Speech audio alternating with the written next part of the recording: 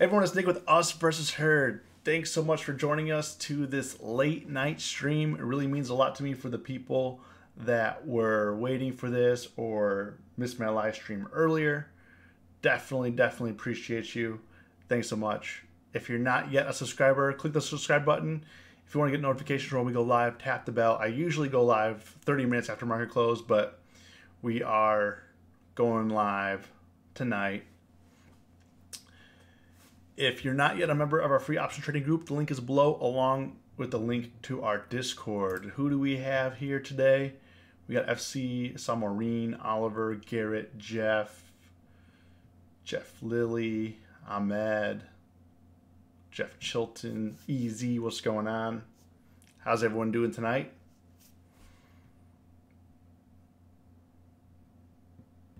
Kilgore Flux, what's going on? Tan, what's up? This is my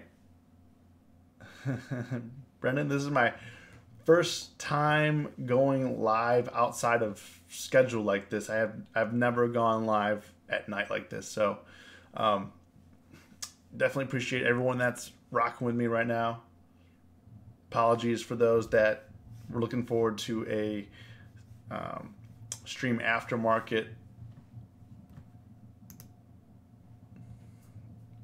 close today. So Garrett, you still got them calls? No, I do not. Jeff likes this hour. Yeah, I mean, I wanted to go live today.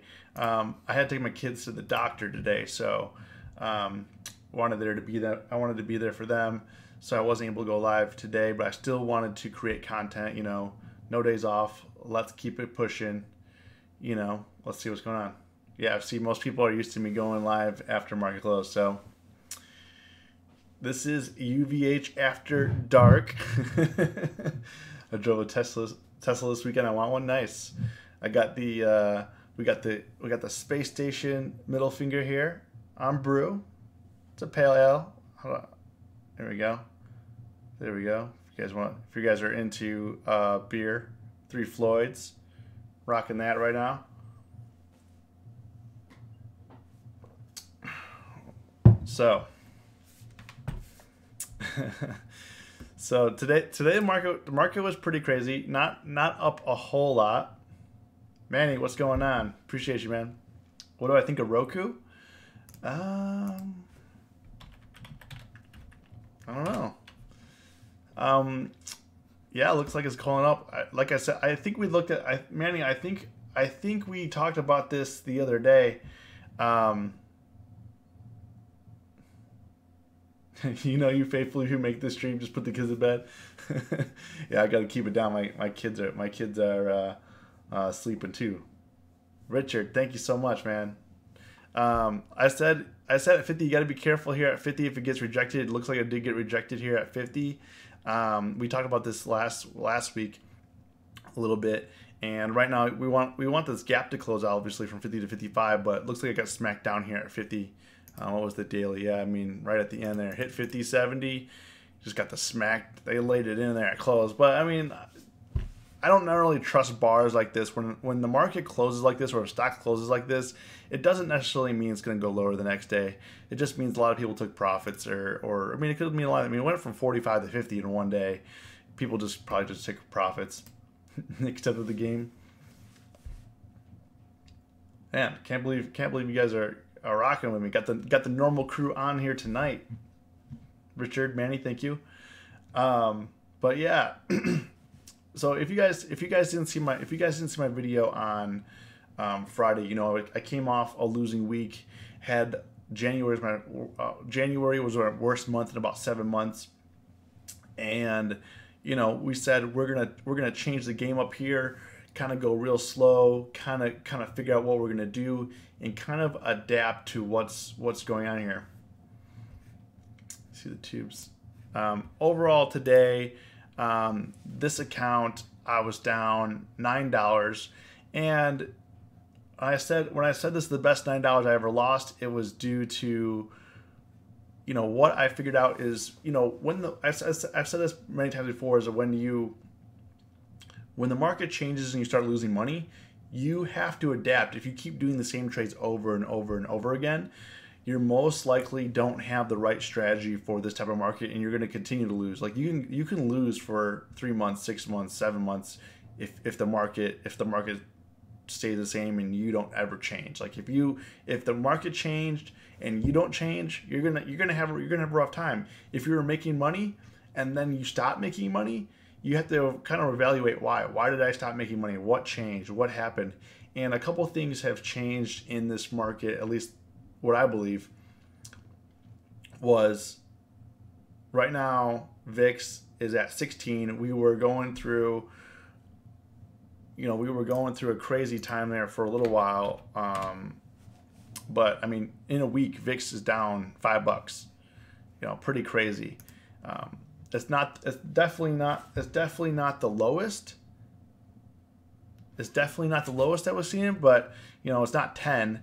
It's 15. We're still at the bottom here, but right now you gotta be really, really careful because if you're looking at the S&Ps, we're not moving up that quick anymore. I mean, these seem like pretty green bars, but I mean, S&Ps went up $18 today, a little bit more than 0.5%, but volatility's really died down. If you look at most stocks today, there was a lot of action like on GS in the morning, and then we just kind of slowly grinded up. If you're looking at the S&Ps here, really flat, and then we just grinded up.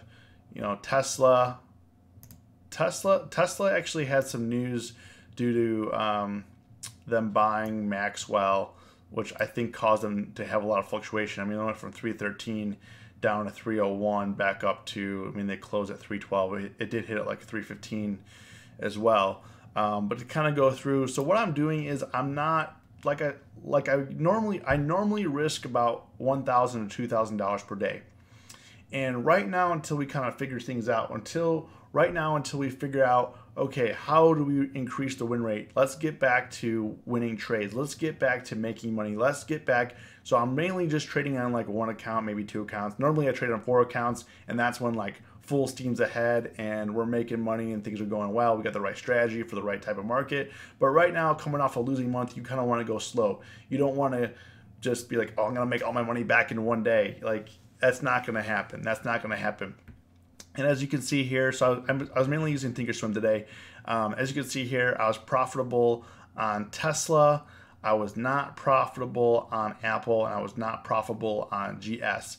The things that I would like to point out with GS and Apple is they were puts today. They were put plays. They were short plays.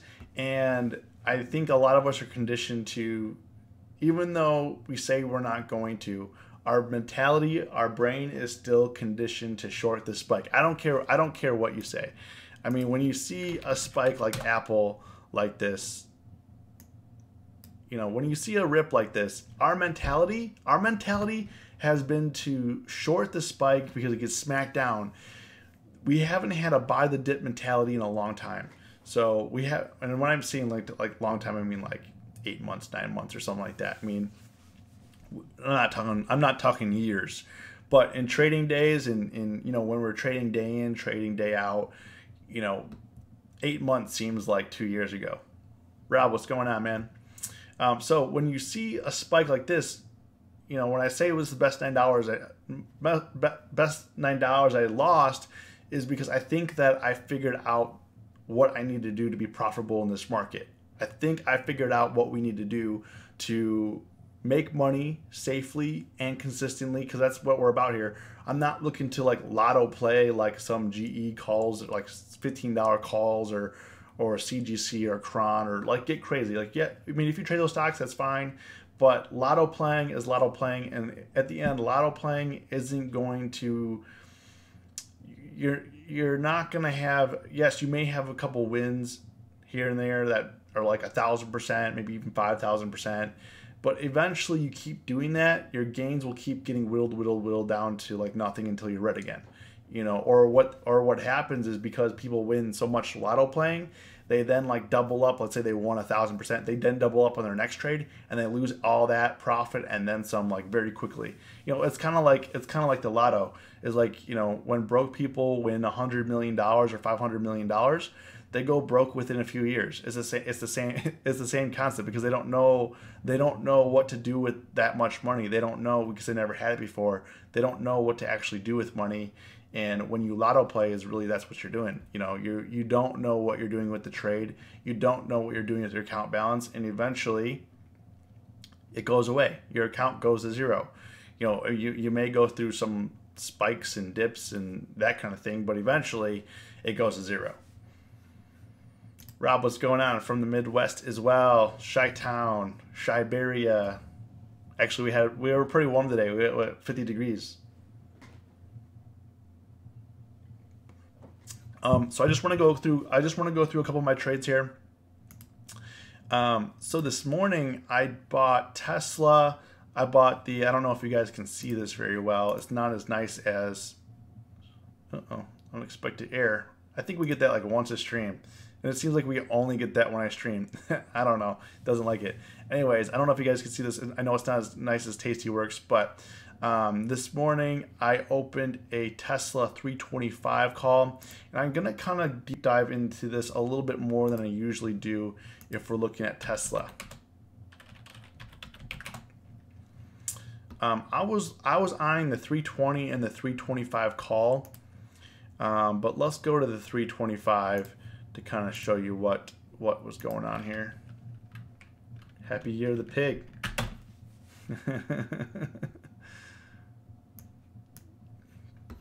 I gotta go get my dim sum on. Hornet Trader, what's going on? Yeah, it's pretty late, but we're grinding here. The people that are here right now, I mean, they don't take any days off. They're grinding hard. They're grinding hard. Like, this is what we're doing right now. And I don't know if you guys kind of like these kind of streams or not, but we'll find out. We'll find out. Anyway, so I opened a Tesla trade, and this morning I was concentrating on wins, and I was concentrating on minimizing my losses. And when I say wins, is I wasn't looking for like 50%, 100%. Like, as you guys know, normally I'm cashing out 100%, 75%, 50%, you know, pretty consistently. But when you're in a place where you're trying to get your win rate back up, you're not going to want to go that far, because when you push it, you usually don't get it. I want this trade in any way I can get. Yeah, FC got a crazy 109% on a SPY call in our Discord. Nice. Anyway, so I was looking at here. So I have on the left hand side here, I have the 325 call. On the right hand side here, I have Tesla stock. And as you guys can see how the call moved with the movement. I mean, it opened at like $3, let's call it, went to a low of $1.01 and then bounced back. I bought the 325 call for $1.65 at, was it 8.52? So we were right in this candle right here. On this candle right here, it was like, I think it was like 307, 308, and it spiked up to like 311, and I closed it out, let's see here, at 9 o'clock. So only 8 minutes later, I closed it out for $1.80. It wasn't a big win, 15-cent win on this. You know, we went from, you know, $1.65 to $1.80 in 8 minutes. You know, it was my first trade of the day. Definitely wasn't my best trade. But as you can see here, it kind of would play with your emotions, you know. And as you can see, the more it stays the same, as you guys see, when Tesla was staying at 310, this was out of the money. This thing was getting crushed down. Like, you know, it easily was just kind of, you know, starting to lose some momentum here. And if you guys don't know, like,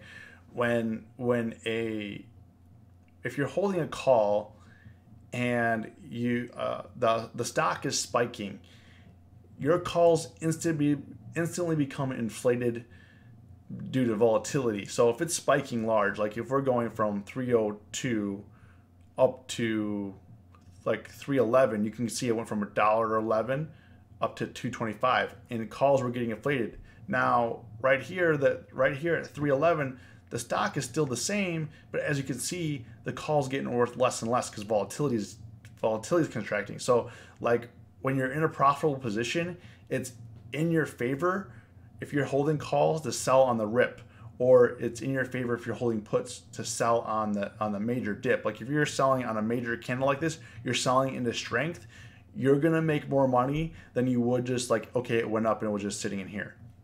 You're gonna make more money every single time because those calls or those puts really expand. So when it's going in your direction and it's going in your direction rapidly, you're most likely going to make more money than if it reaches that target slower, or if it reaches that target and then stays the same.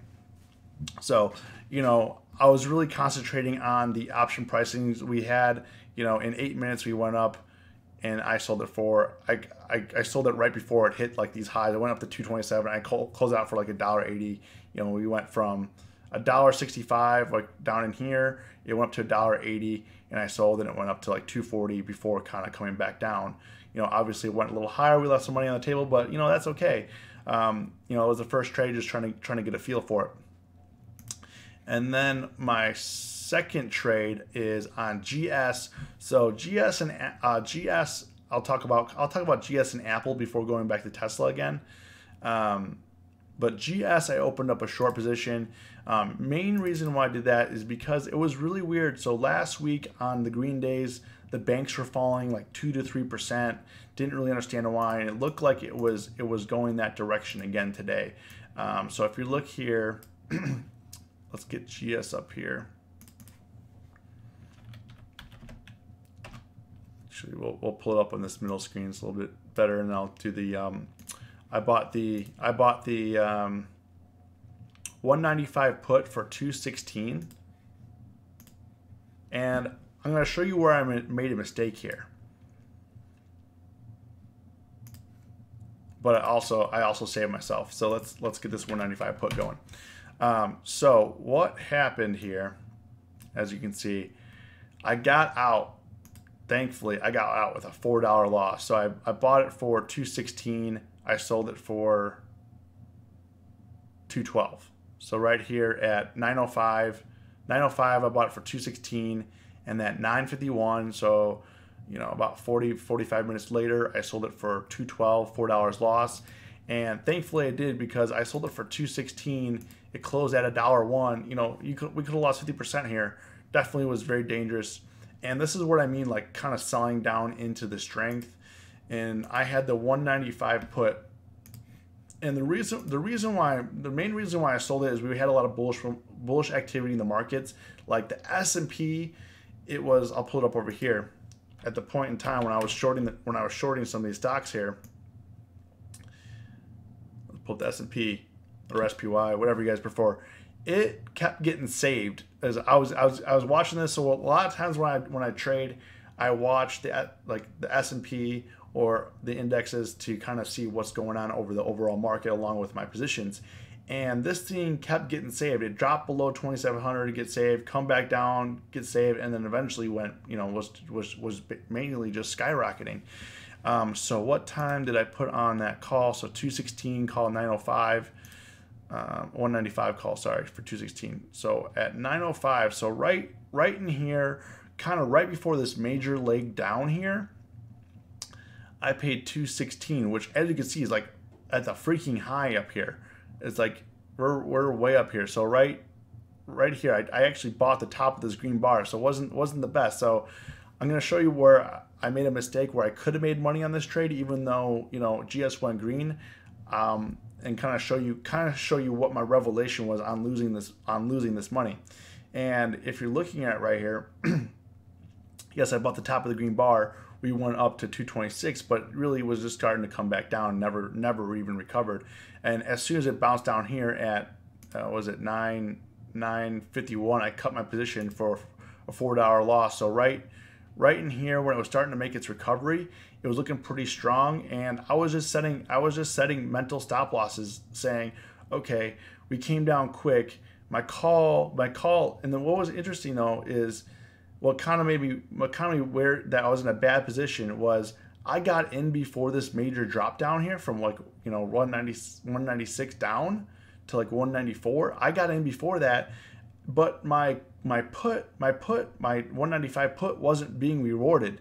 So even though we had a quick dollar drop, my put wasn't being rewarded, and I was thinking, man, that's kind of weird. I should be up. I mean, this should be like 250, 275 at least, like, you know, and it wasn't. So then I was starting to think to myself, like, okay, this is something's wrong here, and immediately, you know, you kind of have to play with the option pricing. If you see big candles like this, and your option pricing isn't really, if your option is not really increasing in price, you most likely should get out of that position, because I think something bad is going to happen. And thankfully, I did get out of that position because something bad did happen. It went totally against my position, and we would have had a major loser here.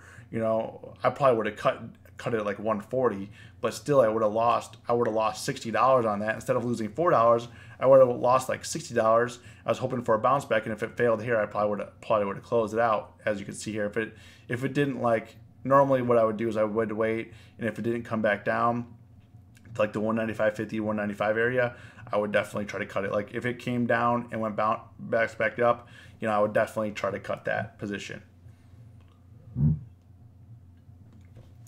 Eric, yeah, I could talk about that.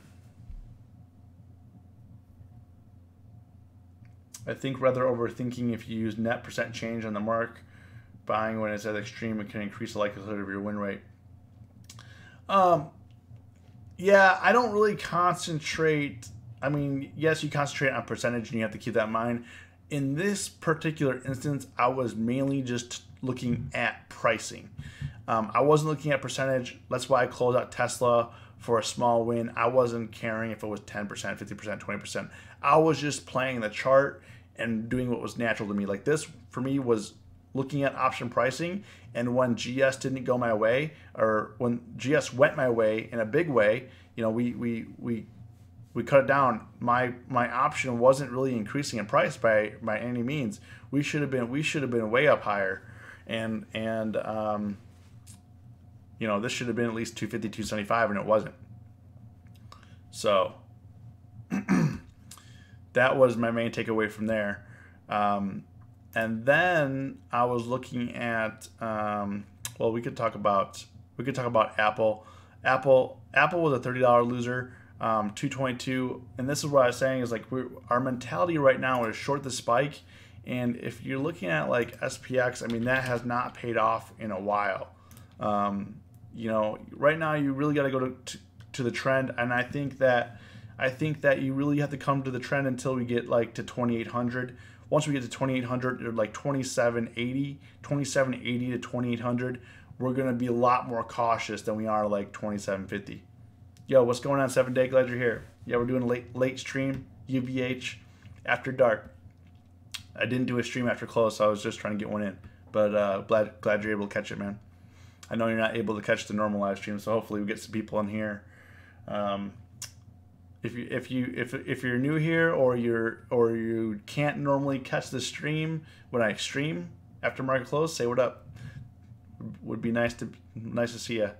I know a lot of you guys comment, like 7 Day Options. He comments like every day on every one of my videos, so he can't watch the stream. So glad I was able to connect with some of you guys. So, you know, obviously buy the dip has not been working. And like I said, our mentality on these stocks, especially like Apple, they didn't have great earnings. I need my pajamas and slippers. You know, Apple didn't have great earnings, yet the stock's going up anyways. And normally Apple's in the kind of short the spike kind of chart. But if you're looking here, you know, we're starting to get some momentum to the upside. And when I say that is we broke this high up here. Nick meant to say buy the dip has been working. Yeah, short the spike has not been working. Buy the dip has been working. Yes, I don't know. Sorry guys, it's been a long day. I've been rolling since about 5 a.m.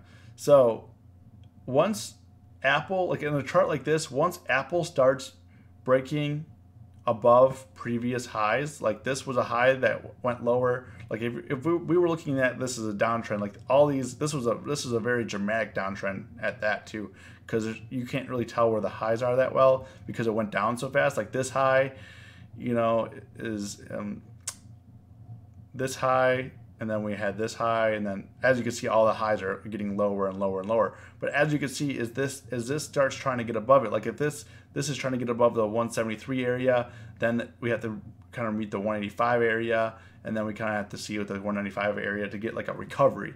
You know, yes, it could come back down. It could come back down to 150, sure. But for some reason, the tech stocks were running. I mean, Microsoft was running, Netflix was running. Patty, what's going on? Glad you're here. Netflix was running, Apple was running, and 7 Day. Thank you for the $20, man. Appreciate it.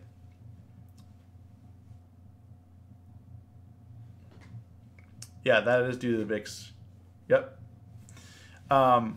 So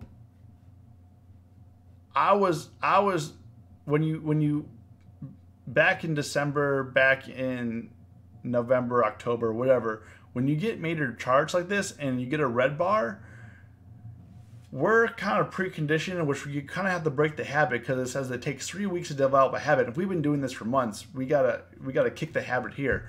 And I was stupid and I shorted this spike.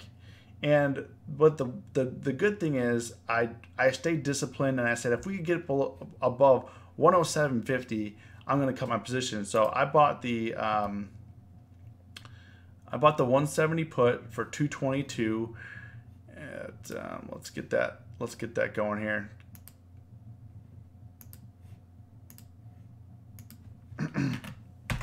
Yo, Boris, what's going on? Greg, no, I'm just doing a one-time thing to get some. I missed my stream earlier because I was at the doctor. So, okay, so as you guys can see, this is a very, very dangerous option here where you could instantly lose money. I did lose a little bit of money. I lost $30 out of this. I bought it for $2.22. I sold it for $1.92. So it wasn't huge. I stick to my disciplines, but this is where short this spike really hurt you. I had to take my kids to the doctor earlier, Boris. So when I shorted it right in here. It would look like it wanted to break below 170. I shorted it right in here, and then it started making recovery. I said if it's going to be above 170, I'm going to cut the position, and I put the position on at 944, and I actually cut it at 951. So I cut it like 7 minutes later. And if you guys haven't noticed, if you have watched my streams over the last few months, I typically do not trade like this. I'm totally changing my trading style to adapt to this market, just because we're just in a entirely different market. I shorted as well, but I didn't close my position. You guys, 7 Day, you gotta stay disciplined. Thankfully, I closed it off, so I opened it for $2.22. I sold it for $1.92. So when it was in here, it started going down. So it went to what time did I close it out at? At 9:51. So right in here, I closed it out, and thankfully I closed it out for $1.91 because it instantly went down to $1.59. This is why options are dangerous, especially naked options. If you don't know what you're doing, you could, especially on a chart like this, and if you don't stay disciplined, you can definitely get yourself into trouble. As you can see, it went from $2 down to $1.58, down to, I mean, it hit a low $1.39, but it went from $2 down to $1.58 in 45 minutes. So that's why you got to be very careful and set your stop losses. So I didn't set a stop loss for the put price. I set a stop loss at Apple's stock price. So I said if it stays above, I set a mental stop loss, not a physical stop loss by any means. I said if it's above 170.50, I'm going to cut this, and we can trade it another day. We'll take the L, take the $30. $30 is way better than losing $70 or $100. You know, I think we can all agree on that. But kind of where I'm going with this is, showing you my mistakes today, showing you some of my wins, and I think, the major wins. I think the major takeaway from this today is that in this low volatility environment, we have to buy things closer to in the money. And if we're looking at that GS trade that I just went over a little bit ago, I would show you if I bought the instead of the 195 put, if I bought the 197.50 put, on how that down move would have looked here. Let's get the 195 put here as well that I was holding. And especially like strangle plays, I'm going to be showing you guys some stuff with that as well. So I had the 195 put that we just went over, and kind of why I said like this is the best $9 I've lost is because it kind of gave me, today wasn't really about making money. It was about feeling it out and testing these new strategies and finding your edge. Like in trading, it's always about finding your edge, finding out what works for you, what doesn't work for you, and kind of going that direction. Yeah, we'll look at Google earnings in a minute here. Kind of after I get through this. So we're at this is the 197.50 put. Over here we have the 195 put, and I closed it out here. So at like 9:45, you could see here, it went from, when did I open that position? So GS, we opened it at 9:05, 9:05. So 9:05, this was going for about, let's say, $3. So if I open that position, I would have made 20% on that rise versus losing $4 when it dipped. So right now it's about, I think, buying something at the money, in the money, and then letting it grow that way. Because as you can see, even though we had a big move on GS, I wasn't rewarded on this. I was not rewarded. The option price stayed the same. GS dropped a whole dollar. The option price stayed the same. Here you were rewarded. It wasn't huge, but kind of show you how you're rewarded in that way. On another account that I was kind of testing a strangle play on, I was actually on Tastyworks. I was testing this strangle. Let's see here if I can. On Microsoft, it was actually up $21, and this is more of a. So what I did here is I bought this for $1.35.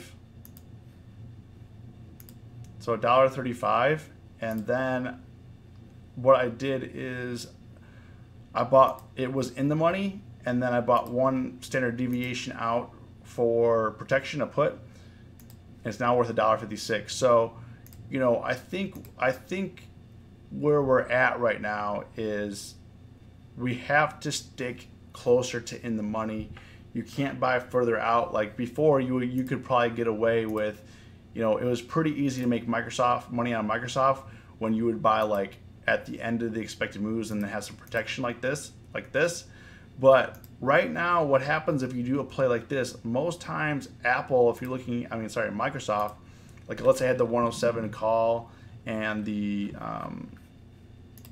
104 put. Like if you look at like last week's chart, let's get this chart up here.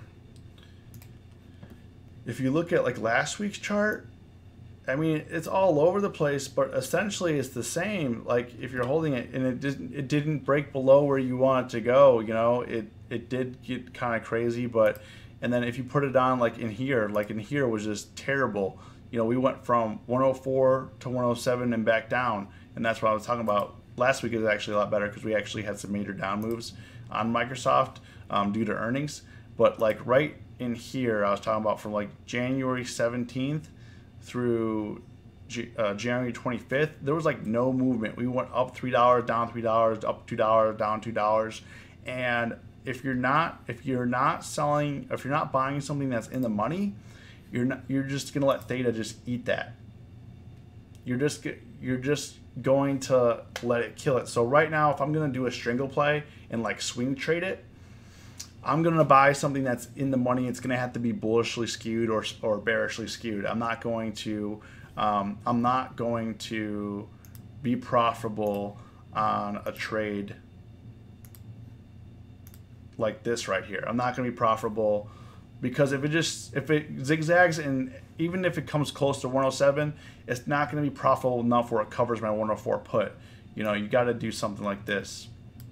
That you're bullish on the position, yes, but you could have you have some protections in place in case something crazy happens with like Trump or whatever he is doing the State of the Union address tomorrow, which we could talk about as well. And if you're looking at like Microsoft, just kept going today, just was insane, had an insane run right there. You know, you could have done a pretty much a bullish strangle on this and got rewarded multiple times in this kind of run. You know, runs like this don't happen all the time, especially in the market we're used to. And when you start seeing runs like this, oh man, you guys can't see a thing. Sorry. And when you start seeing runs like this, you guys have to know that this is like a very bullish thing. And then when it goes up, it doesn't come back down. Like this is like, you know, 2017 all over again. And like 2018, I'll show you in 2018 what this looked like, where you just kind of get on the bull train and hop on board. This is like if you're looking at, you know, right in here, from up in here up to all-time highs, it was a very slow grind. It was a consistent grind. Yes, we went up S&Ps went up 300 points. It was a consistent grind, but you really had to pay attention. You had to take small gains. You had to take them consistently.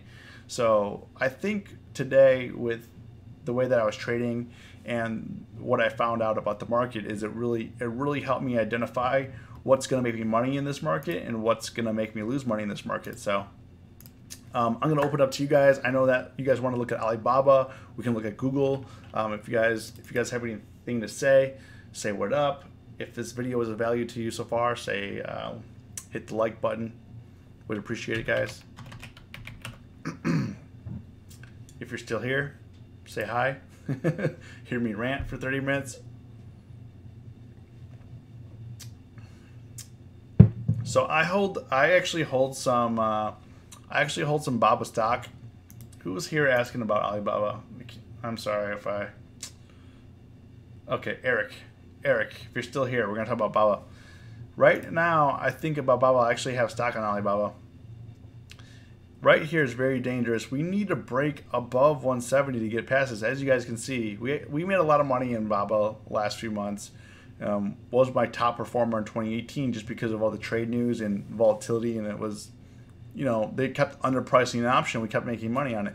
So right here at 170, you got to be very careful. Look at this right here. You know, hit 170 and now it's coming back down. So you can't make this stuff up. I mean, if it doesn't get above 170, it's obviously going to come back down to like 150 area. It can't stay up here. I mean, it could just chill. But it doesn't look. I mean, it doesn't look very strong. There's like no support. It could establish some new support up in here, but you know, most likely coming down to 160 if that can't hold. I mean, obviously 150 looks a lot better than like 160, 170 area. And here's really flaky because when we were trading it in here, I mean, that was just when the trade stuff was getting out of control. The trade news. It was a fun stock to trade. You know, we would gap up big, we gap down big. And we were making literally 100 to 200% every single day on Alibaba on this right in here. I mean, it was sickening, but it was a fun stock to trade. But right up here, you gotta notice the wall here. Google. So does anybody know what Google reported for earnings? I was gone when they announced here. I think they beat but missed on guidance. Here, Google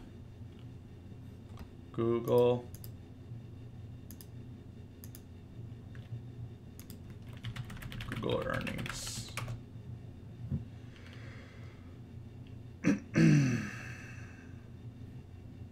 Just Despite shares fall, let's see here.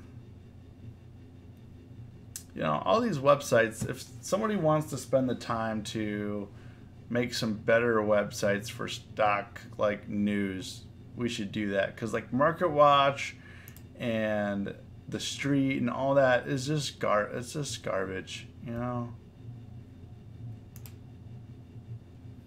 It's just garbage.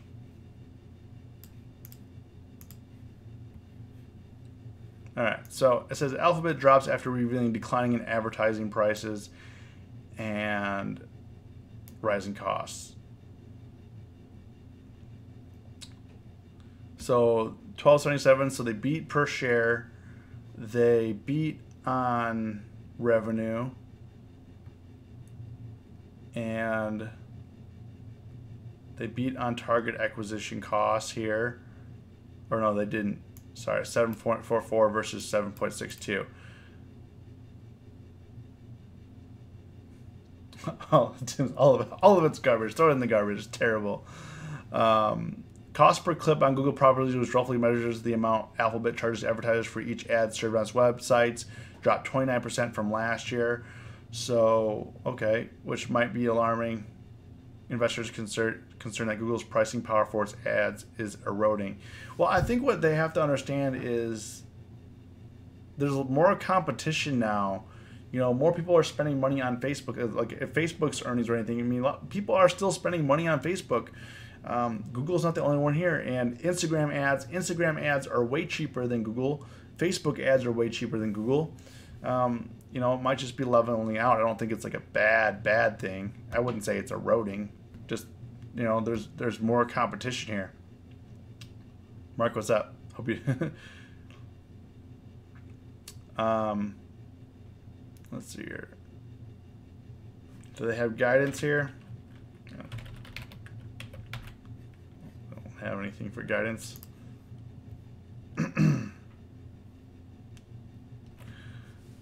Here. So I mean, it seems like they're still growing. It just their ad revenue is slowing down, which if you're looking here, I mean, their stock price is paying. I mean, I wouldn't be surprised if we open tomorrow back up at 11.40, 11.30. You know, maybe 11.20 seems fair, but you know, it seems a bit overdone. I mean, it probably is not going to go anywhere. If you're looking at Google here, I mean, their stock price hasn't gone anywhere. If you're looking anywhere in a year, I mean, a year ago it was at the same price.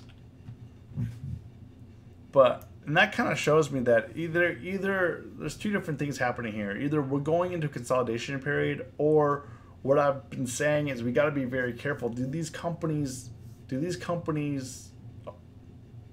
are they supposed to be valued at $1 trillion or $800 billion or $700 billion or whatever Google's worth?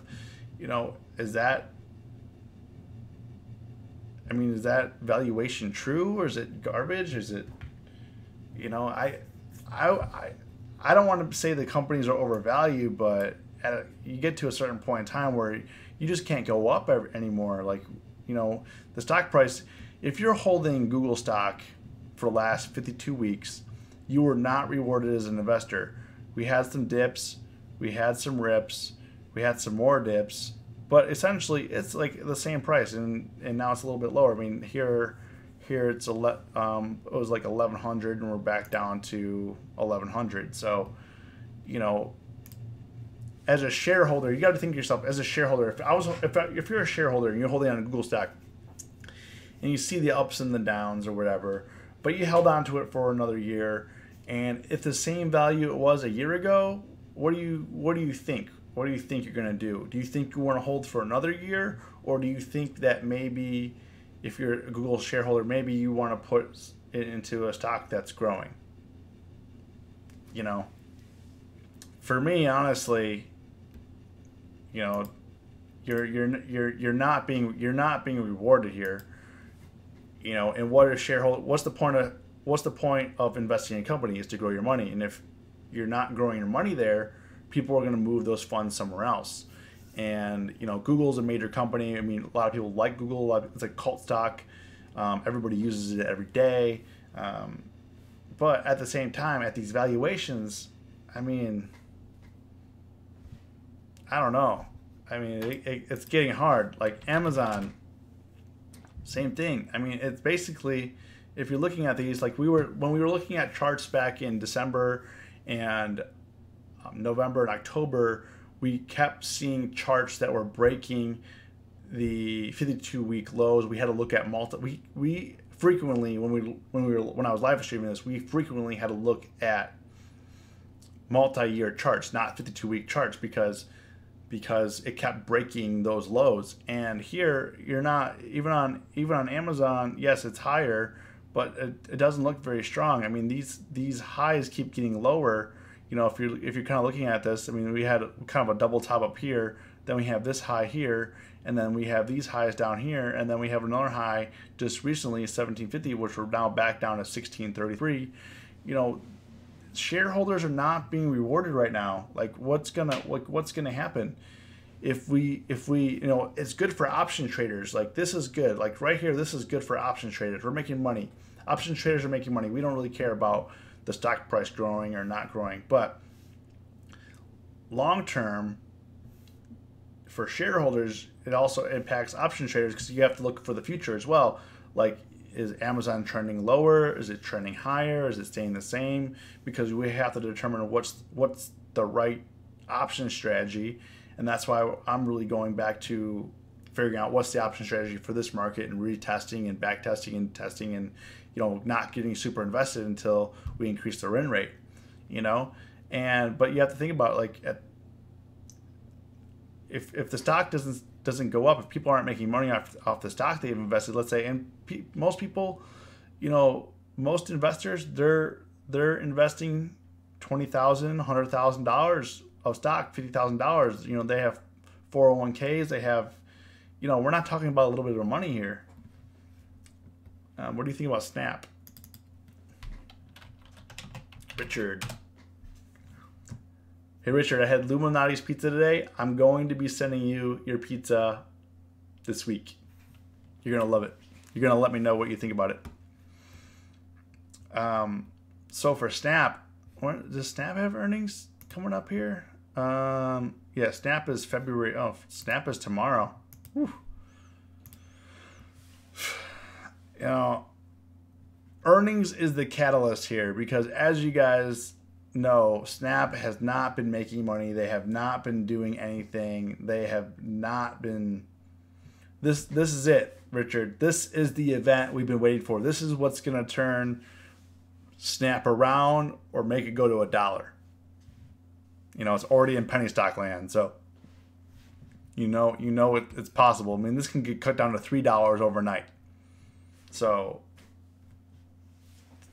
I just had Mark. I just had deep dish with the sausage patty. So what that means, instead of like most places, like when you get a sausage pizza, it's crumble sausage.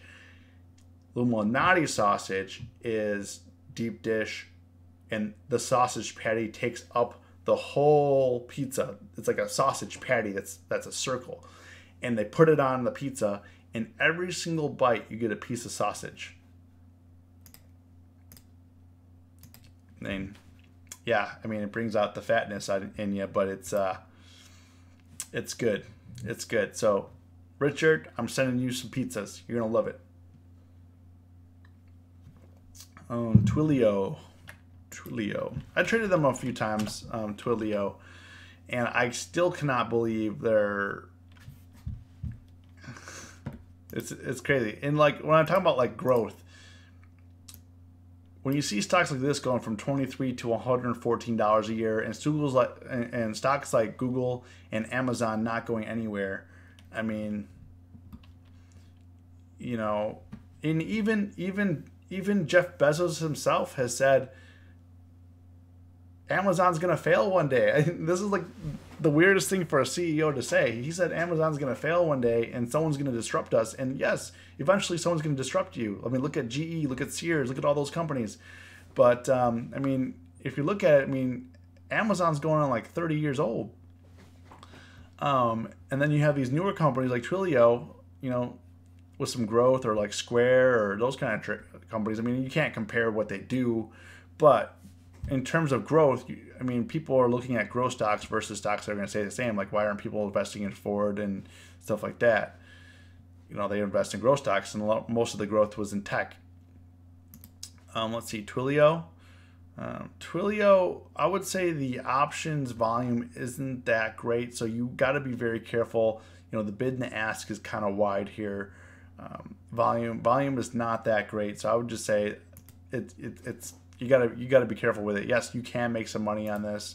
You know, if we look at these, like, let's see what these 113 calls we're going for today here. You know, very spotty on the volume. This is what it looks like compared to some of the other ones I was trading. You guys can see the volume on those, and this is, you know, really no volume on this all day, except for in the morning. So I'm about a couple hundred of these. I mean, this volume 72, this volume 66. I mean, just, you got to be careful with stocks like this when you're trading options on it, because you can make money on it, but you got to be very careful and make sure you adjust the mid price and not go to the bid when selling, because you could lose a lot of money.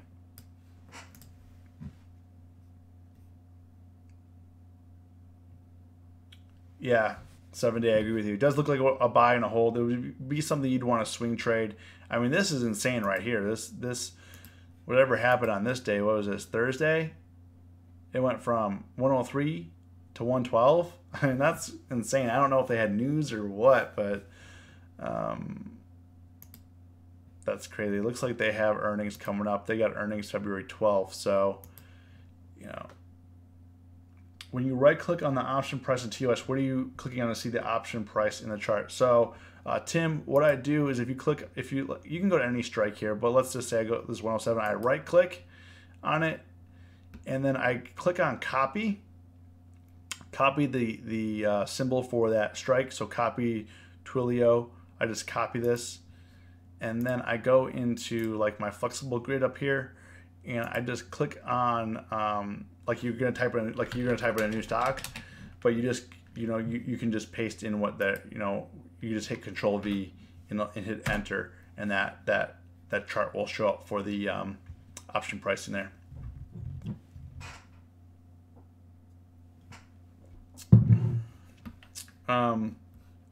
What other stocks? We got about 8 minutes left. We're going to do almost 1 hour here. What other stocks do you guys want to look at tonight? Or you have any questions for me? So for those that don't normally tune into the live stream, any questions you have that I could answer for you, because we don't normally connect outside of like chat. IWN.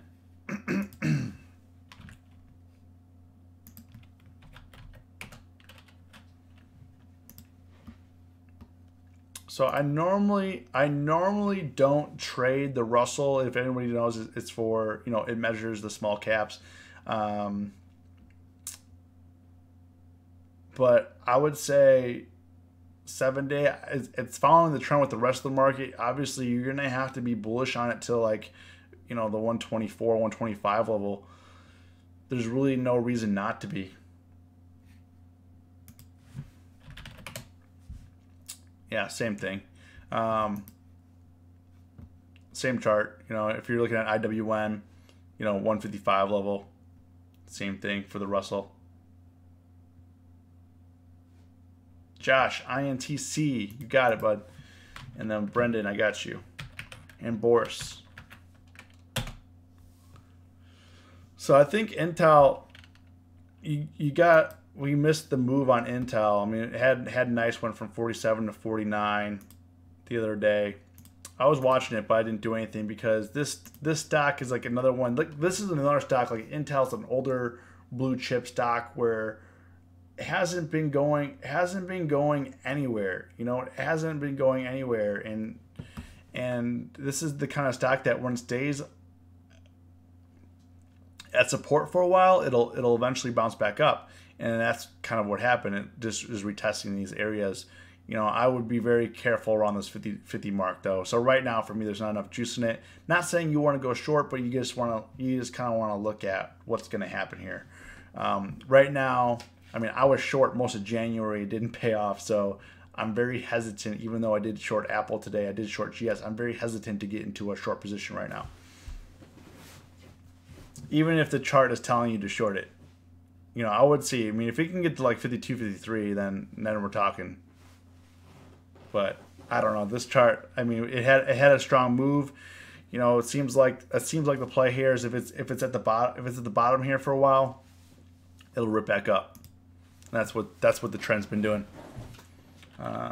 AEZS, Brendan. So I normally don't trade stocks like this because there's really, in terms of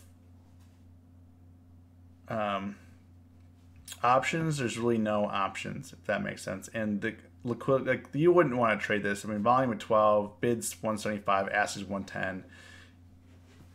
You know, if you want to trade this is more of like a penny stock, you just trade stock. JD, and then 7-day. Yeah, I'll talk about what I'm gonna do tomorrow. 7-day, JD.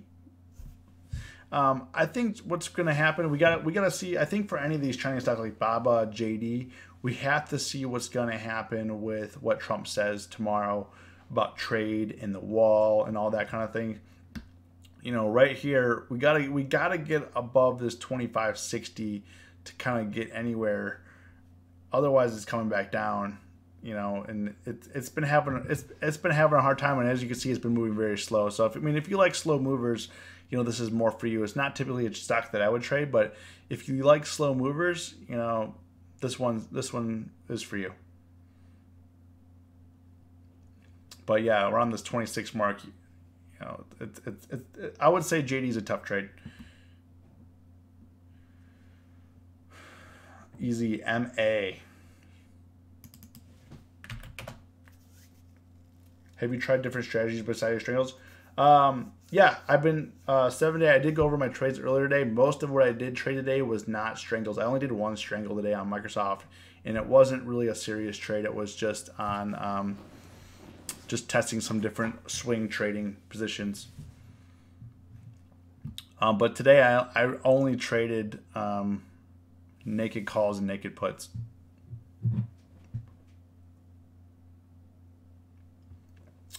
So MasterCard had good earnings.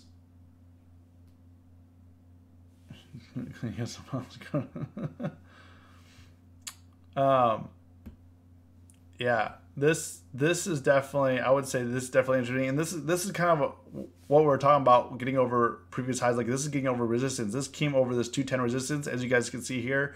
It came up over here, and now we're testing this back in here from July. So, you know, we get above like 216 here. I mean, 225. It could easily retest very easily. Roku, Raghav, I did go over Roku at the beginning of the stream, hit the replay. So tomorrow, what I'm looking at here is I'm going to be looking to play some Tesla trades. I have Microsoft. IBM was an interesting trade today. And this was more of a buy the dip type of play here. But if you did buy the dip down here, like let's say, like I was saying, you'd probably want to buy something like in the morning. So let's say I bought the IBM 133 calls. You know, IBM didn't go up that much today, but if you're playing the dip here, you know, I was looking at plays like this, and I've been observing certain stocks. You know, this, did I hit the 133? So the 133 is going, you know, the volume on the 133 is not that good. But as you guys can see here, it went from a low of 9 cents down here when it was at 133. It hit a low of 9 cents today. 90 cents, I'm sorry, not 9 cents. Hit a low of 90 cents and went up to $1.78. As you can see, the theoretical place is like it's 250. So you could have made a quick quick 50% here from 90 cents to $1.40, $1.30, you know, right here. Boris, I'm actually doing more day trades due to the low volatility. I'm just adapting to what the market is giving me right now. So as you can see, you could have made, you you'd have to buy the dip pretty quickly. This was a trade that would have been a decent trade. Even if you bought like $1.20, sold it like $1.75, $2, could have sold it for. I would be looking for something a little bit more volume though. Probably wouldn't have bought the 133. Microsoft. So I did do a string on Microsoft. I'll be looking at Microsoft tomorrow. I do have a little position on there.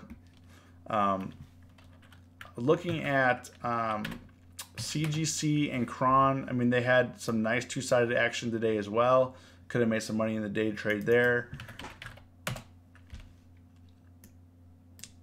You gotta be careful about these. You have to stay disciplined because they could easily, as you guys can see, you could make money quickly, but it could easily rip your face off, and they're not stocks that you want to get greedy on. GS, I'll be looking to trade as well. I've just been trading GS pretty successfully the last couple weeks. You know, it does look like it's downtrending still, but if we can get a pop back up to like 205 or something, maybe catch a quick couple dollars on the upside up to 203. Nothing big there. I think for Netflix is definitely a mover. You know, I'll be looking at Netflix and Apple. I think I would rather trade Netflix over Apple just because in my mind, my mentality isn't really bullish on Apple. And, you know, in a bullish market, you have to find stocks that are easy to trade in a bullish mentality. And Netflix has that. You know, for Netflix, for instance, we got to be careful about like the 360 area here. I mean, it just went up so fast, but it just ripped through. I mean, Netflix was a big mover for looking at. Let's say we bought right in here. Let's just say we bought like the 348 call when it was kind of chilling. Let's see here, the 347.50.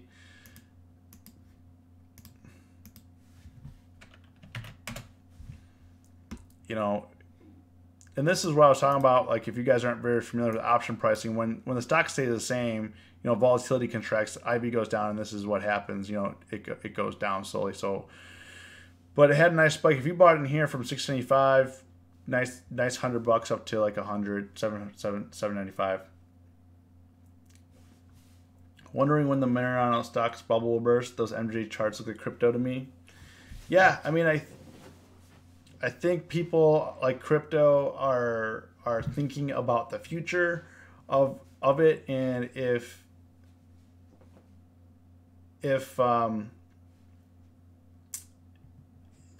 the U.S. and all the states and all that come on board and legalize it, and people are, I think they're kind of comparing it to the alcohol industry when there's prohibition. And now, I mean, we all drink beer. We buy stuff with beer in it. We drink wine. We do all this stuff. And I think they're really comparing that, where there's going to be like a market for like edibles, and there's going to be a market for, you know, whatever, you know, weed infused whatever there is. You know, so I think, I mean, there's obviously a market. It's just hard to say. Like right now, it's infancy. Obviously, in its infancy, people get on the hype train like Bitcoin. Everyone's like, "Oh man, we're gonna get rid of the banks. We're gonna do all that," but they don't realize they didn't realize really what they were saying. You know, get rid of the banks. You know, do you think the banks are gonna let you do that? You think the government's gonna let you get rid of the banks? I mean, the only time I think that we could get rid of the banks is if, you know, America collapsed to rubble and we started over, kind of like, you know, Venezuela or something like that. You know, we would, you know, if our whole country collapsed and we were to rebuild, then maybe we would use that as a payment tool. But they're not gonna let us. They're not going to let us go that easy. I mean, they make, you know, Goldman Sachs, JP Morgan, they make way too much money from us. And they make way too much money off of poor people. You know, I hate to say it. You know, those overdraft fees, I mean, it's not right what they do, and broke people stay broke for a long time because of the banks. You know what I mean? Like, broke people stay broke I mean, they do the best they can. Let's say you're making $10, $12, even $15. If you make $15 an hour these days, it's not enough. And if you overdraw your account and you're hit with those overdraft fees, if you're making $15 an hour, an overdraft fee could be $15, $30, depending on how, I don't know, depending on what bank you're with and what your fees are. But that could still ball into $100, and that's like a whole working day. I mean, that ale is hitting the good side. So I mean, it's you got to be careful. The banks aren't going to let us go. The government's not going to let us go. Especially not in the U.S. So, Bank of America is 35. What?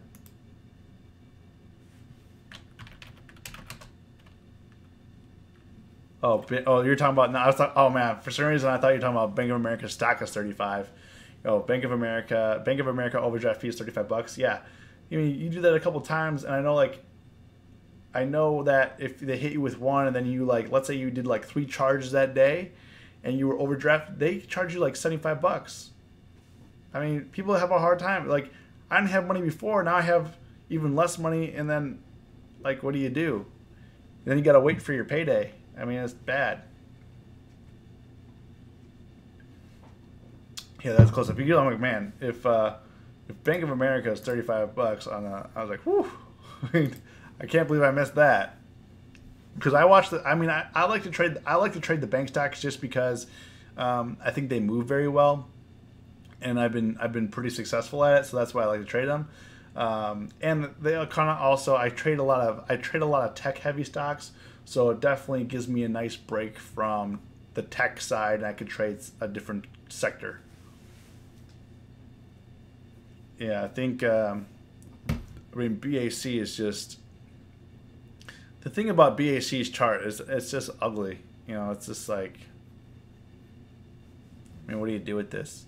It's back up to, yes, it can go up to 33. It's back into the range it's been, but if you bought this a year ago, you haven't been rewarded. You've pretty much just been clenching your cheeks hoping it go up pretty much the whole time, and it hasn't.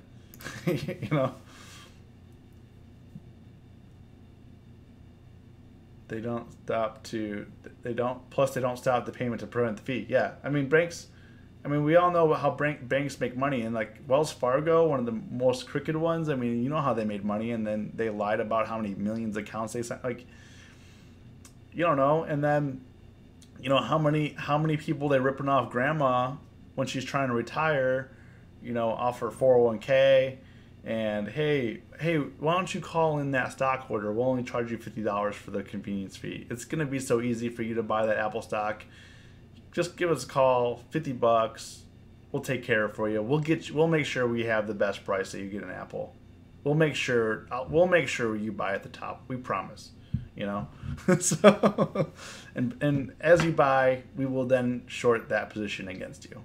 Have a nice day. Goodbye. We're on some Wolf of Wall Street type stuff there.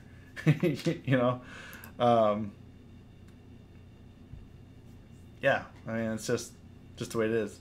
I noticed the charts either look like Netflix, BAC, Amazon, or all looks like SPY. Yeah, and 7-day. That's what I was saying. I was saying this when we were having the down moves and we were having the up moves, is that it's very algo controlled.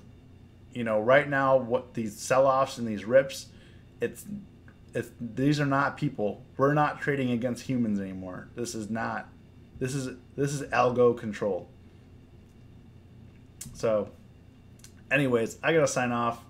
It's getting late. I definitely want to thank you guys for rocking with me tonight. Thank you for watching the stream. Definitely appreciate it. Manny, Richard, 7-day, thanks so much for those donations.